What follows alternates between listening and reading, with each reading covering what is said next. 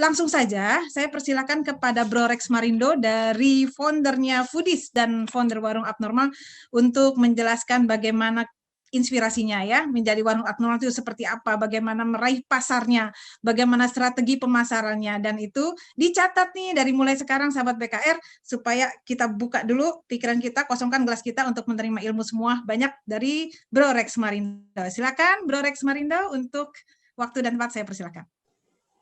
Oke, ya, thank you banget nih Bro Tito dan Mbak Mars untuk waktunya hari ini. Jadi izinkan saya sharing beberapa hal tentang inovasi ya. Jadi mungkin nanti teman-teman bisa memanfaatkan atau mengambil intisari dari ilmunya ini seperti apa gitu ya. Nah, saya akan sharing screen ya, karena saya pakai materi.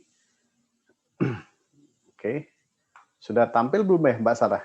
Iya, oke, sudah. Tinggal di slideshow, Bro. Oke. Ya, jadi hari ini saya coba akan sharing tentang 8 easy step to keep innovating ya. Jadi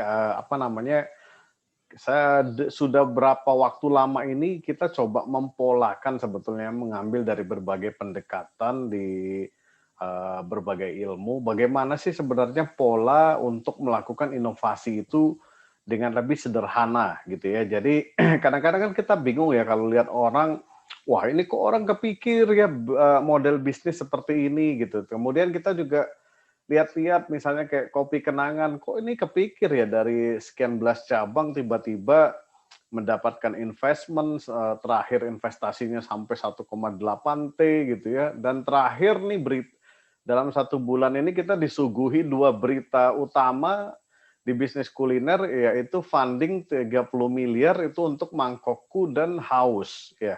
Jadi masing-masing tuh $2 juta dapat ya dalam bulan ini gitu ya.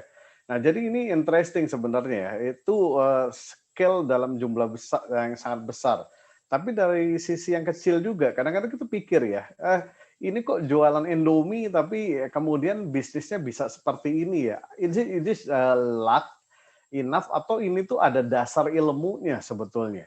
Gitu. Apakah ini hanya sebuah keberuntungan, sebuah kebetulan yang momennya pas, atau ini memang ada base teorinya sehingga kita bisa menciptakan hal-hal lain yang juga mungkin untuk sebagian orang inilah inovasi sebetulnya ya. Nah, jadi saya coba akan share beberapa waktu ke depan dan semoga ini akan bisa jadi manfaat buat teman-teman ya. Jadi ini bisa digunakan sebenarnya pola ini gitu ya. Tentu banyak pola lain di luar sana yang teman-teman bisa pelajari ya, seperti design thinking, kemudian lot lah di luar sana. Tapi ini pola yang coba kita rangkum beberapa lama ini yang mungkin bisa digunakan. Oh oke, kenalan sedikit, nama saya Rex Marindo seperti yang tadi Mbak Sarah sudah infokan. Kebetulan memang saya foundernya Warung Abnormal dan Bujangan ya. Jadi memang saya yang kebetulan namanya pun saya yang kasih dulu itu gitu ya. Nah, tapi setahun ke belakang memang saya udah tidak aktif lagi di manajemennya. Jadi sudah diserahkan semua ke profesional dan saya memang lebih banyak bergelutnya di Foodies. Jadi saya ngebangun Foodies untuk fokus di knowledge ya, business knowledge di bidang F&B, karena bertahun-tahun dari pengalaman saya, the biggest problem and challenge sebenarnya ketika menjalankan bisnis kuliner itu masalahnya di knowledge sebetulnya. Jadi saya senang banget kalau banyak banget teman-teman juga yang concern di sini ya, seperti BKR Academy juga concern. Nah, ini bagus. Kenapa? Karena satu hal ya, industri kuliner itu penyumbang GDP terbesar ekonomi kreatif saat ini ya. Dari 17 sektor Kemenparekraf itu, Bekraf yang dulunya, itu nomor satunya itu industri kuliner ya. Jadi it's a very interesting ya. Tapi challenge-nya tuh besar banget karena teman-teman ini kadang-kadang memulainya itu tidak dengan pondasi ilmu yang betul ya. Pondasi ilmu apa aja tuh ya, pondasi baik itu ilmu marketing atau ilmu bikin business plan, projection dan lain-lain ya. Nah, jadi itu pekerjaan saya saat ini lebih banyak memang melakukan edukasi, walaupun memang saya juga punya tetap bisnis yang untuk saya jalankan biar keep relevan lah sebetulnya ya. Kadang-kadang kita yang udah 5 tahun, 6 tahun lalu pertama kali saya mulai bisnis pakai Twitter. Twitter itu media yang luar biasa kuat dulu, tapi 2013 waktu untuk bisnis kuliner. Kemudian kita masuk ke eranya Instagram misalnya ya. Wah, itu powerful banget. Tapi lately, setahun ke belakang ini, ya, kita melakukan research, itu 20-30 tempat yang viral di bisnis kuliner, itu semua datang dari TikTok. Ya. Nah, jadi teman-teman, ini media platform ya yang terus harus kita update sebetulnya. Ya, jadi kalau hari ini kita belum main TikTok nih untuk bisnis kuliner, nah ini akan jadi big question karena ini media platform yang sangat powerful untuk membangun awareness dan mendistribusikan konten bisnis kita ya, khususnya bisnis kuliner. Jadi teman-teman mau followernya 0 di TikTok itu nggak ada masalah. Ya, beda dengan Instagram. Teman-teman punya follower 1 juta, let's say misalnya 100.000 gitu. Itu udah engage 0,5% sampai 1% aja udah bagus banget itu ya. Artinya dari 100.000 itu paling 1.000 yang lihat atau yang like atau yang terengage gitu. Entah sisanya entah kemana gitu. Jadi algoritmanya seperti itu. Nah, TikTok ini berbeda. Kalau kontennya kita kuat ya, mau follower kita cuma 1, itu bisa dilihat 1 juta orang konten kita. Nah, ini sesuatu yang dimana saya kasih contoh sederhana bahwa setiap pebisnis itu harus terus berinovasi. Ya, dan inovasi itu bukan melulu soal menciptakan produk baru atau menciptakan ingredient baru atau menciptakan menu baru, bukan begitu. Inovasi itu adalah sesuatu yang akhirnya akan memberi nilai tambah dan manfaat untuk bisnis kuliner yang kita jalankan. Ya, nah jadi apa aja tuh bisa macam-macam, termasuk berinovasi dari sisi media. Katakanlah, oke kita mulai nih menggunakan TikTok, mengeksplor kontennya. Nah itu juga inovasi sebetulnya. Jadi this is not a something totally new kadang-kadang ya inovasi. Tapi yang penting nanti kita lihat bahwa ini akan terkait dengan memberikan sebuah nilai tambah sebetulnya. Ya. Nah, saya lanjut dikit tentang foodies. Ya, foodies mungkin teman-teman ada yang tahu, ada yang tidak. Tapi ya tadi saya sudah jelaskan, kita platform edukasi, bisnis. Kemudian teman-teman yang mau belajar banyak tentang edukasi kuliner, silakan kunjungin YouTube-nya. Di YouTube ini ada 400 video lebih yang udah kita upload. Ya, dan ini gratis ya kalau di YouTube ya. Jadi teman-teman bisa belajar A to Z di YouTube ini. Ya, kemudian juga ada blog kalau teman-teman mau baca-baca artikelnya. Kebetulan saya juga salah satu penulisnya dan hampir setiap hari ya kita upload. Ya, itu perkenalan sedikit tentang foodies. Oke, kita balik lagi nih tentang inovasi. Ya, sering mikir begini ya. Aduh, gue ini orangnya inovatif nggak ya?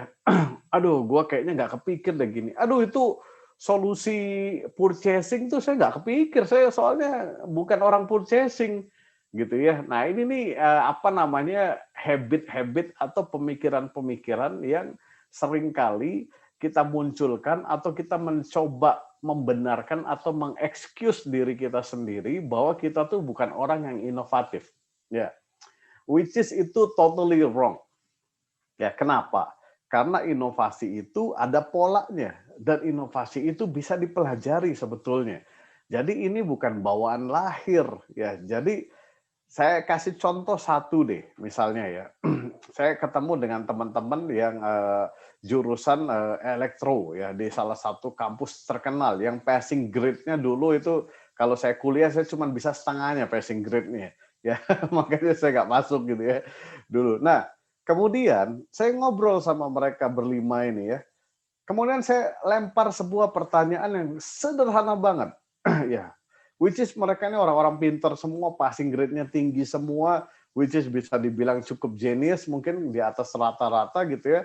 Kemudian saya lempar sebuah pertanyaan, iseng sebetulnya. Teman-teman, coba dong bantu saya gimana ya biar cost dari cost dari supply chain management saya ini bisa turun. Ya. Lima-limanya ya bisa dibilang have no idea. Ya. Tidak ada yang bisa menjawab, bahkan terminologi yang saya sebutkan, supply chain management pun mereka bingung itu apa. Ya, pertanyaan saya adalah apakah mereka tidak inovatif? Nah, enggak kan? Toh mereka udah orang-orang pinter kok. Tapi masalahnya inovatif itu bukan konteksnya mereka pintar atau mereka punya IQ tinggi dan lain-lain. Inovatif itu nanti terkait dengan ya pola dan keilmuan yang kita miliki dalam sebuah konteks ya. Nah, ini jadi makanya jangan berpikir bahwa diri kita tidak inovatif ya. Jadi saya suka bilang setiap orang bisa inovatif dan kreatif dalam dunia bisnis. Ya asalnya yang penting ya. Kenapa? Tadi software hardware-nya tuh udah sama sebenarnya. Jadi kita tuh punya pikiran, bisa belajar, punya pensiuman, punya otak, semuanya tuh sama sebenarnya. Kita sama-sama nih yang diberi Allah normal, kondisi itu we are the same condition actually. Tapi yang kemudian membedakan itu adalah kenapa teman-teman dari elektro tadi tidak bisa menjawab adalah karena mereka tidak punya software-nya. Ya, jadi mereka tuh tidak menginstall software-nya sehingga akhirnya mereka tidak bisa mengelola tentang informasi supply chain management, apalagi memberikan solusi-solusi inovasi atau kreativitas ya untuk menurunkan biaya dari supply chain-nya. Ya, get it ya, sampai sini nangkep ya. Artinya butuh software. Ya, teman-teman punya laptop lah katakan. Oke, laptopnya udah super canggih sekali deh. Ya, punya penyimpanannya berapa tera, kemudian prosesornya yang terbaru, yang tercanggih dan lain-lain ya. Tapi kemudian besok saya minta tolong dong editin fotonya pakai Photoshop ya, tolong dong editin fotonya. Habis itu dia bilang, wah mas nggak bisa saya ngedit foto di laptop ini. Loh kenapa? Udah canggih banget kan softwarenya. Sudah tercanggih semuanya. Iya, masalahnya belum diinstal Photoshop-nya atau Corel Draw-nya. Nah, nangkep ya. Jadi lihat, mau hardware secanggih apapun, ya mau kita sepintar apapun, tanpa menginstal software yang tepat, tidak ada cerita bisa menciptakan inovasi dan kreativitas. That's why balik lagi saya bilang, kreativitas dan inovasi itu sebetulnya bisa ditanamkan dan bisa menjadi a part of ya setiap orang sebetulnya di dalam bisnis, mau dia bagian apapun. Yang penting apa? Yang penting ini, ya dia menginstal softwarenya. Ya, jadi software kalau dalam bisnis itu ada 5 nih. Kalau pola yang kita pelajari ya. Ada 5 software penting ya. Apa itu? Data, fakta, informasi, knowledge, dan experience. Ya. Contoh seperti ini. Saya misalnya mau ngobrol nih dengan Mbak Sarah, misalnya Mbak Sarah, next week kita ngobrolin soal bagaimana menurunkan biaya supply chain management kita ya. Mulai dari inventory, gudang, mulai dari purchasing, inventory, sampai logistiknya. Oke, Mbak Sarah misalnya terbiasa dengan mengelola produk atau produksi. Nah, ketika kita mau bicara tentang supply chain management, biasanya saya akan bilang ke tim saya, oke, next week ya, tolong dipelajari terlebih dahulu supply chain management itu apa, cari-cari sumber informasinya, cari data, fakta, informasi, knowledge, cari yang experience. Next week, let's talk about this. Ya, jadi kalau saya minta tim saya hari ini kasih ide, there is no idea. Ya, walaupun ada ide-idenya nggak akan relevan. Inovasi-inovasinya akan cenderung kita sebagai pimpinan akan cuman bilang, ya elah kalau ini mah gue kepikir juga gitu. Ya, nah yang problem itu sebetulnya kalau saya di pimpinan itu ya yang mimpin yang salah gitu ya. Apakah softwarenya sudah diinstal atau belum ya. Nah, sehingga teman-teman nanti akan bisa menjalankan ya ideation dengan bagus sebetulnya. Itu contoh aja ya. Oke. Jadi kesimpulannya apa ya sebelum kita masuk ke polanya. Jadi inovasi itu nomor satu adalah menciptakan sesuatu yang baru, new to the market, yang memberikan nilai tambah. Ya. Yang kedua, inovasi itu melakukan perbaikan, modifikasi, penyederhanaan, konsolidasi atau pengembangan ya yang tujuannya juga sama ujungnya, memberi nilai tambah. Ya, nilai tambah tuh apa sih? Oh, kalau profit naik, nilai tambah itu. Ya, oh kalau OPEX kita jadi turun, net income kita naik, nah itu juga nilai tambah. Oh, produktivitas karyawan kita meningkat sehingga bisa memaksimalkan omset, itu juga nilai tambah. Jadi depend on ya nanti kita mau pakai inovasi ini di sudut dan sisi mana. Apakah mau menemukan sesuatu yang baru, ataukah kita mau menggunakan inovasi untuk melakukan perbaikan, modifikasi, penyederhanaan, dan lain-lain, atau kita mau menggunakan inovasi itu untuk menciptakan manfaat yang baru atau terobosan yang baru, ya, yang sebelum pernah ada memberi nilai tambah seperti itu. Nah, jadi lihat nih, kita bisa menggunakan inovasi itu dari hal terkecil sampai hal terbesar di dalam organisasi itu sebetulnya. Jadi jangan cuma berpikir bahwa inovasi itu tentang ciptain produk baru. Ya nggak begitu. Kalau cuma sekedar menciptakan produk baru itu sih cukup bagian marketing selesai sebetulnya. Ya kalau hanya menciptakan produk baru di dalam bisnis ya. Oke. Nah, jadi inovasi itu kunci membuka peluang. Yes, kalau kita belum mulai bisnis, kita membutuhkan inovasi untuk membuka peluang. Contoh dulu 2014 di bulan sebelum abnormal dibuka, itu inovasi apa yang kita kerjakan? Sebetulnya sederhana. Ya, konteksnya waktu itu saya mencari sebuah bisnis apa ya yang kira-kira akan bisa di-scale, tapi orang Indonesia juga terima secara produk. Nah, akhirnya muncullah Warkop. Ya, Warkop, oke. What we are going to do with Warkop? Ya, Warkop ya begitu. Kemudian tadi Pak Tito kasih lihat Starbucks. Kita lihat tuh Starbucks. Jadi ada Starbucks, ada Warkop. Ya. Nah, ada satu buku namanya 22 Immutable Laws of Branding. Ya, di situ nomor 1 dia tulis ya.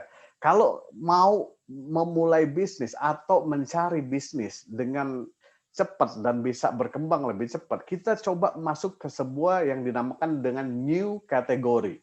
Ya, new category. Nah, waktu itu saya mikir, oh Warkop, oke. Gimana kalau kita naikin Warkop Starbucks-nya kita turunin. Jadi kita potong di tengah-tengah, in the middle. Ya, kita bikin kategori baru. Ya, Warkop kekinian, di mana teman-teman Warkop bisa akhirnya mendapatkan wifi, colokan, desainnya yang oke, kemudian layanannya model kafe, kopinya juga bervariasi dan lain-lain. Nah, itu inovasi sebetulnya. Ya. Apakah sesuatu yang baru? Ya, inovasi tadi bisa menciptakan sesuatu yang baru, artinya kita narik di new kategori, atau ya tadi ada yang dua ketiga, menciptakan manfaat baru atau melakukan perbaikan dan pembenahan sesuatu yang baru. Nah, peluang itu akhirnya terbuka karena kita paham tentang ilmu inovasi itu seperti apa. Ya, kita kumpulin data, fakta, informasi, knowledge, experience-nya nggak ada waktu itu. Kita belum punya experience menjalankan bisnis model seperti warung abnormal, tapi it's okay. Karena ada 4 hal lain yang kita bisa kejar. Apa itu? Data, fakta, informasi, dan knowledge.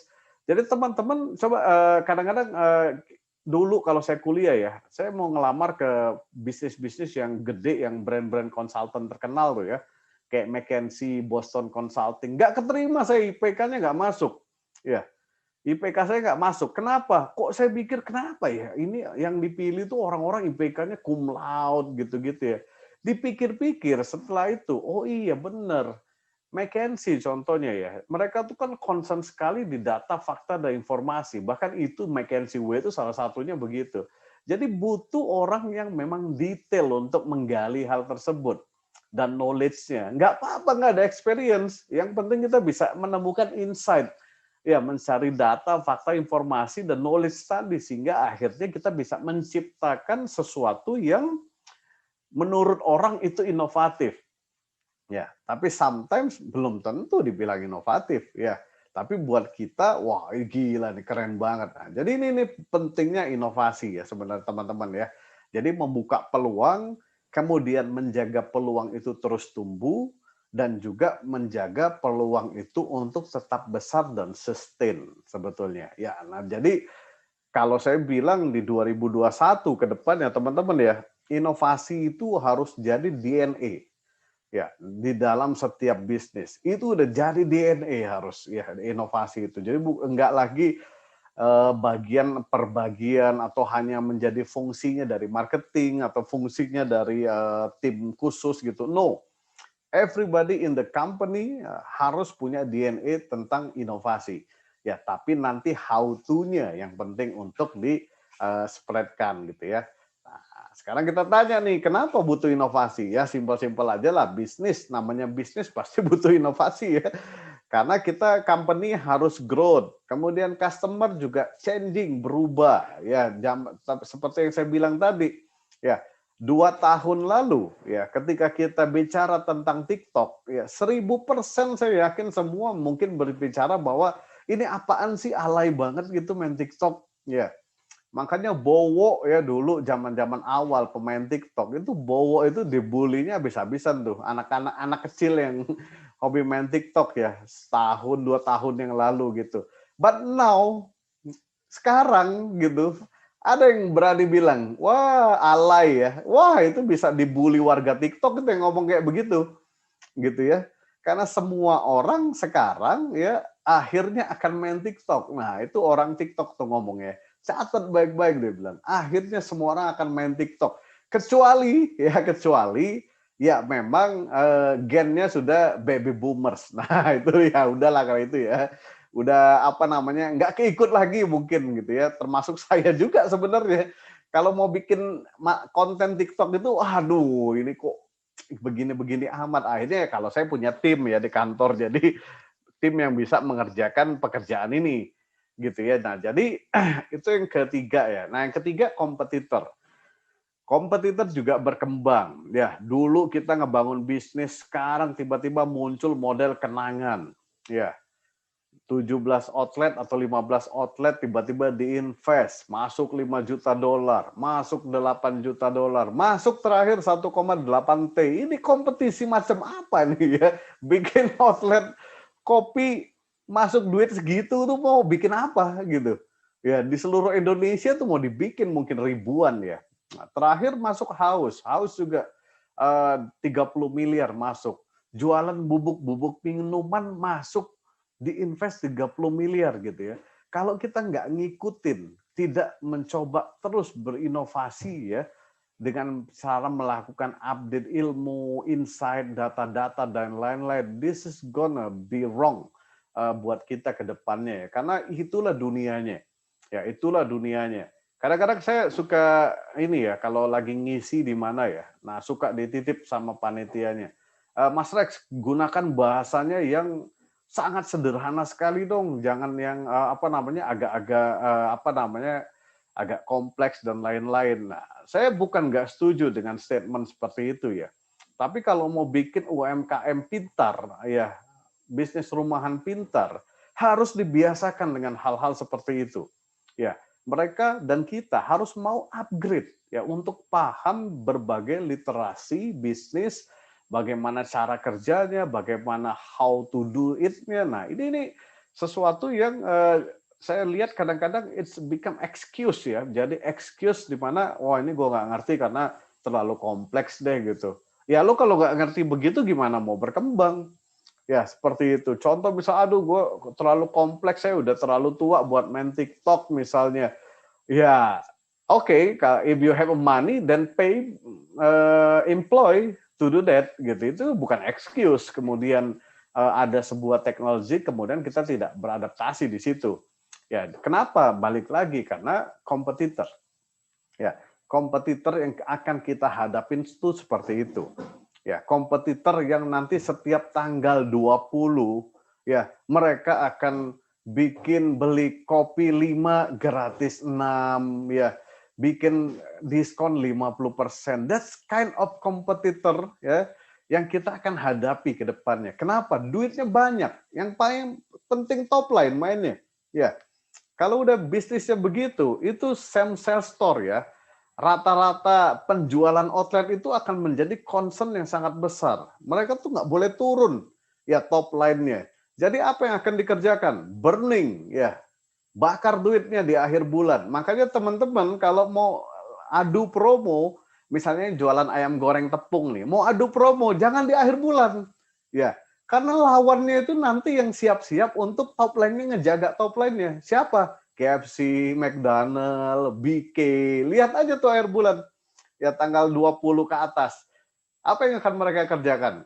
10 ayam, 88.000. Bubar hari itu jualan ayam yang delivery. Beli ke sana semua. Gitu ya. Kenapa? Karena mereka harus jaga top line-nya. Ya, same sales store-nya harus dijaga. Nah, hal-hal kayak gini kita butuh dan kita harus inovatif sekali ya kalau pengen menjalankan bisnis dengan lebih lancar ke depannya. Ya, saya nggak kasih excuse, wah saya rumahan mas, nggak bisa gitu, ya nggak bisa bersaing gitu ya. Tetap harus belajar, mau rumahan, mau itu warung, mau itu outlet, itu house itu hanya dimulai dari apa namanya outlet ukuran 2 kali 2 meter, ya. Kemudian punya 100 cabang, 80 sampai 100, omsetnya sempat tembus berapa belas atau berapa puluh miliar, akhirnya kemudian diinvest. Ya, mulai dari mana? Mulai dari nol kok. Ya, dari cabang juga nol, cuma 2 kali 2 meter paling atau 1 kali 2 meter gitu ya. Janji jiwa itu juga jualan kopi tadi Pak Tito tampilkan berapa sekarang? 1.000 cabang.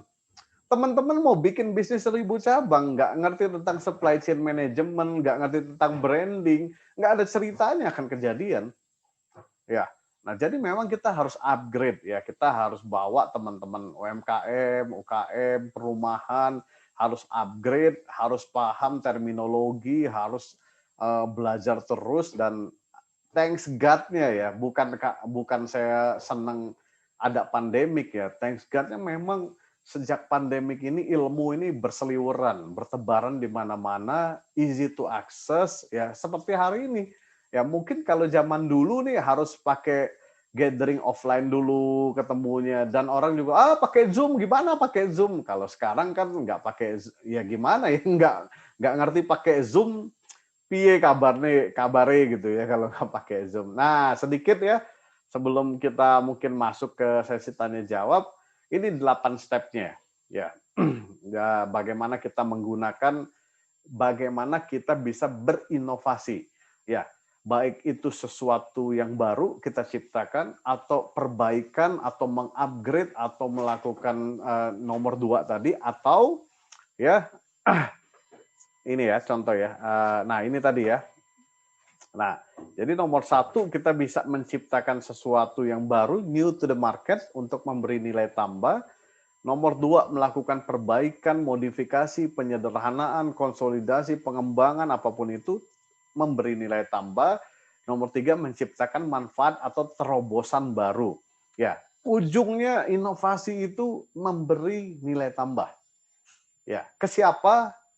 Ya tergantung, ya apa objektif dari inovasi. Contoh misalnya, ketika teman-teman dari BKR Academy menciptakan BKR Academy, ini kan sebuah inovasi di mana dengan adanya BKR Academy ini nomor 3 bisa tercapai, ya menciptakan manfaat atau terobosan baru untuk memberi nilai tambah bagi banyak orang. Ya, nah ini contoh aja. Ya, jadi inovasi itu bisa untuk setiap hal sebetulnya. Ya, nah ini saya sedikit ya, jadi teman-teman bisa lihat di sini ketika kita bicara inovasi ya ini prosesnya. Jadi nomor 1 define the problem, nanti saya jelaskan sedikit, define the problem, kemudian set the objective, getting insight, ideation, kemudian, nggak bisa saya klik ya, oke. Nomor 5, testing the idea. 6, get the feedback, execution, dan evaluation. Ya. Nah, jadi nanti ini prosesnya. Gimana sih simpelnya penjalankan proses ini? Saya kasih contoh simpel. Ya, kita pengen berinovasi karena sales lagi jelek. Nah, udah itu deh.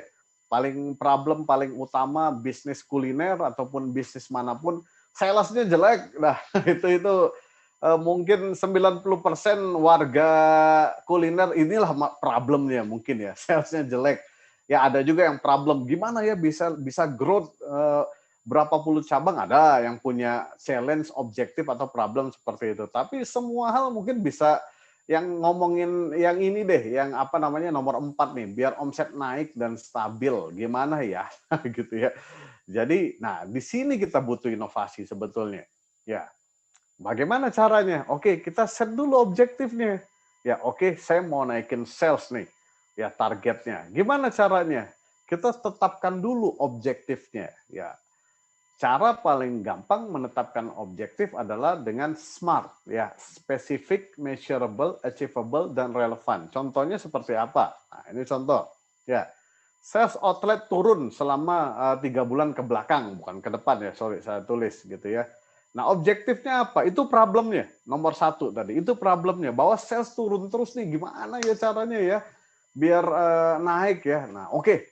Kita tetapkan, kita harus memiliki inovasi program. Inovasi itu dalam macam-macam ya, bisa program, bisa apa namanya strategi. Jadi kita butuh inovasi untuk bisa meningkatkan ya penjualan kita 30% selama bulan-bulan ke depan. Ya, karena problemnya sales, kemudian objektifnya adalah ningkatin sales ya sebanyak 30%. Kenapa saya tulis 30%? Ya, tadi karena objektif itu harus smart. Artinya satu spesifik. Spesifik itu jangan kayak gini kalau jadi pimpinan. Besok omset naik ya, harus bulan depan naik, itu kan banyak ya. Naik 1% juga naik gitu. 30% juga naik. Jadi naik berapa persen ya. Nah, jadi harus jelas, harus spesifik berapa objektifnya. Kedua harus measurable. Jadi harus bisa diukur ya. Yang ketiga ya juga achievable. Artinya ada dasar yang jelas ya, data historis yang jelas bahwa target tersebut kemungkinan besar bisa dicapai. Dan terkait nomor 4, realistik. Jadi jangan bikin yang nggak masuk akal. Misalnya omset harus naik 300%. Sebelum pandemik aja, misalnya anak buahnya protes, Pak, sebelum pandemik aja kita nggak pernah nyampe omset segitu. Dasarnya apa Bapak kasih omset saya naik segitu? Ya, nah ini contoh bos yang tidak smart sebetulnya. Ya, bos yang tidak smart itu artinya dia tidak spesifik, tidak measurable, kurang achievable, dan tidak realistik. Nah, itu bos yang kurang smart ya kalau dalam organisasi. Terus jangan ngatain bos kita begitu ya, kalau punya bos ini kurang smart deh kayaknya gitu. Wah, itu bisa ngamuk pimpinannya nanti ya, gitu. Nah, oke. Sekarang nomor 1 udah jelas ya, bahwa kita harus problem kita adalah sales turun. Objektifnya sudah jelas, naikin 30%. Oke, gimana caranya? Nah, ya Mbak Sarah ya dan teman-teman, inilah problem utama ketika kita meng-create sebuah program. Dari nomor 1 jelas, nomor 2 objektifnya jelas, tiba-tiba kita langsung loncat ke idenya apa? Ya, padahal kalau bicara pola inovasi, lihat, nomor 1 define the problem, nomor 2 set the objective, nomor 4 baru ide-idenya. Jadi jangan diloncat nomor 3-nya. Ya. Jadi jangan bikin meeting seperti ini contohnya. Oke, sales kita turun semua nih teman-teman ya. Kita tahu bulan depan harus naik 30%. Ada ide nggak? Ada ide nggak gimana caranya? Coba kamu. Ide kamu apa? Nah, ini contoh pimpinan yang error. Ya, kenapa? Karena dia langsung meloncati nomor 3. Ya, di mana nomor 3 itu ketika mau mencapai sebuah objektif, kita membutuhkan dulu ya, softwarenya, informasi, data, fakta, informasi, knowledge, dan experience. Sehingga nanti pas meeting, teman-teman itu sudah membawa sebuah ide program inovasi apapun yang punya relevansi dan bisa menjawab 30% tadi. Ya, jadi idealnya kalau saya misalnya saya briefing dulu. Guys, kita nanti bahas ya gimana caranya kita naikin 30%. Nah, oke, next week ya. Nah, teman dari sebelum next week ini tolong dipelajarin ya. Bagian finance tolong dipelajarin. Coba you cek apa core menu yang punya kontribusi besar terhadap sales kita. Ya, mana tahu itu bisa meningkatkan average purchase nanti APC kita misalnya. Bagian marketing you cari insight ya. Kompetitor lagi kerjain apa sih sehingga kok kita turun omset gitu. Ada apa ini di pasar? Apa ada yang salah gitu dengan konsumen kita atau kompetitor kita lagi do something gitu. Kemudian di bagian SCM juga, you cek ya, berapa persen sih pemenuhan bahan baku you yang kasih itu sehingga akhirnya membuat kok stok barang misalnya sering kosong. Nah, next week setiap orang itu datang dengan insight jadi ya dengan software. Sehingga nanti pas discuss itu udah tajam, jadi nggak ngaco-ngaco, nggak jelas kemana bicaranya gitu ya. Karena getting insight ini akan sangat penting sebetulnya. Inilah proses yang paling sering dilewat ya. Objektifnya sales jadi apa namanya? Problemnya sales turun, objektifnya naikin 30%, loncat nomor 4 cari ide. That's totally wrong. Ya, totally wrong. Karena bisa jadi ide yang tanpa didasari oleh data, fakta, informasi, knowledge ya, itu menciptakan ide yang bias ya, atau ide yang tidak relevan atau tidak sesuai dengan objektif yang ingin dicapai ya. Nah, cara nyari ide banyak lah ya, kumpulin data-data, tarik data POS, tarik kepoin kompetitor Instagramnya, TikToknya dan lain-lain ya. Itu proses mencari datanya. Ya. Nah, nanti kekumpul nih semua data-data tadi. Ya, kita kasih notes nih, misalnya kompetitor. Ternyata banyak kompetitor baru dengan desain konsep keren nih sekarang coffee shop nih, pusing kita. Kemudian spending iklannya ternyata gila-gila, Pak. Jadi itu apa namanya semua buzzer dipasang tuh di situ. Ya sama mereka. Kemudian suka banyak promo juga. Nih ayam ada nih yang jualan 10 cuma 50.000. Buset, 50.000. 5.000 ayam parting berapa tuh ya? Atau ayam mati kemarin gitu ya. Emang mati kemarin sih, ayam kan di frozen gitu ya. Gitu. Nah, lihat nih, dengan semua informasi ini ya, dengan semua informasi yang kita miliki, nomor 3, baru kita masuk ke idenya apa. Ya, ide-idenya tuh apa buat naikin sales ya. Nah, idenya banyak nanti. Ya, produk strategi bisa, cash flow allocation bisa, promotion strategi bisa, ada revenue atau apapun idenya yang menjawab bagaimana akhirnya 20-30% sales itu bisa tercapai. Ya, jadi kalau saya sering banget ditanya, "Mas, omset saya jelek banget nih, gimana caranya ya?" Wah, itu saya kayak dikira dukun gitu ya. Gitu. Jadi seolah-olah kita akan bisa memberikan solusi untuk omset yang turun. Kenapa? Karena orang saya nggak tahu nomor 3-nya. Ya, jangan-jangan omsetnya turun, misal contoh, gara-gara konsumen merasa harga pricing-nya terlalu tinggi. Ya. Nah, kalau misalnya konsumen ternyata dari finding-nya, ya data, fakta, informasi, yang membuat konsumen tidak datang lagi itu harga kita terlalu tinggi sehingga tidak value for money. Ya, yang diperbaiki adalah harganya. Ya, bagaimana cara memperbaiki harga? Berarti kita harus lihat kembali proses penciptaan menu ini. Ya, berapa COGS-nya? Bagaimana standar apa namanya suppliernya? Apakah kita nggak dapat volume sehingga harga kita tinggi? Ataukah kita harus ganti bahan bakunya? Misalnya kejunya yang didatangkan dari Swiss, ya udahlah datangin dari Lembang dulu aja kejunya. Jadi solusi inovasinya itu spesifik. Ya, adalah untuk mereview kembali harga. Lah, teman-teman kemudian ketika sales turun, problemnya nggak tahu, langsung kesimpulannya, oke, kita harus pasang iklan lebih banyak. Ya, setelah pasang iklan, kok sama aja salesnya ya, makin jelek. Karena lo tidak mensolusikan sesuatu yang memang jadi masalah. Karena at the end lo nggak tahu masalahnya apa. Ya, once lo nggak tahu masalahnya apa, solusi apapun datang dari siapapun, mau datang dari McKinsey sekalipun solusinya misalnya ya, teman lo di McKinsey terus dia kasih tahu, lo kayaknya begini-begini aja deh, itu nggak akan mendatangkan manfaat apa-apa. Which is orang McKinsey nggak mungkin gitu, dia pasti nanya, problemnya apa bro? Lo udah lakukan riset belum? Lo udah cari data faktanya belum? Nah dari situlah baru kita nanti akan berikan solusi. Pasti begitu kalau apa namanya company gede untuk menjawabnya. Dan exactly memang harusnya seperti itu. Nah setelah dapat ide baru di testing. Ya, jadi testing ini macam-macam lah ya. Kalau apa namanya tidak urgent banget, kita bisa siapkan misalnya solusinya launching produk baru, oke kita siapkan dalam 2 bulan. Tapi kalau urgent banget, ciptain produk, dapat insight bahwa sei sapi lagi rame nih, oke kita siapin menu sei sapi di cafe kita, launching langsung.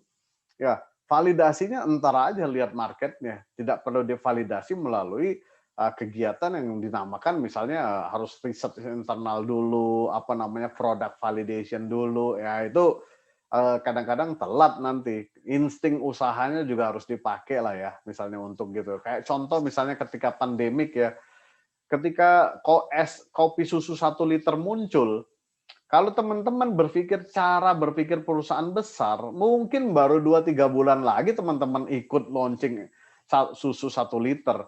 Ya, kenapa? Wah, ini proses supply chain-nya gimana? Nanti botolnya kita beli vendor mana? Oke, vendornya juga harus di review dulu 5 vendor minimal, kasih masuk harga. Orang udah kemana, lu baru mau launching 3 bulan kemudian.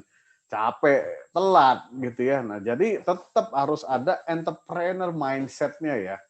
Jadi dalam company saya suka bilang professional mindset is a good way ya to grow our company. But sometimes ya ada entrepreneur mindset yang memang tetap dibutuhkan dalam berbagai kondisi-kondisi yang memang itu sangat penting ya.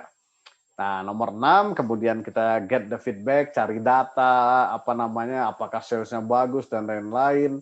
Ya, nomor 7, eksekusi. Ya, setelah yakin banget, dan 8, ya nanti kita lihat apakah inovasi yang kita kerjakan ini kemudian mencapai objektif yang memang sudah kita set sejak awal. Ya, objektif itu macam-macam tergantung tadi, ya. Kalau tadi kan 30% kenaikan omset yang kita target, berarti akan kita evaluasi dari sisi finansial perspektif. Kalau tadi objektifnya adalah peningkatan kepuasan standar indeks konsumen misalnya, ya berarti kita akan mengukur dari customer perspektif. Jadi macam-macam, balik lagi ke problem apa dan objektifnya apa. Ya, nah jadi teman-teman itulah kira-kira ya 8 step bagaimana kita melakukan inovasi ya untuk menciptakan nilai tambah, apakah itu sesuatu yang baru ataukah itu sesuatu yang sifatnya upgrade, perbaikan atau menciptakan sebuah manfaat baru. Pola ini yang selalu kita pakai ya untuk apapun.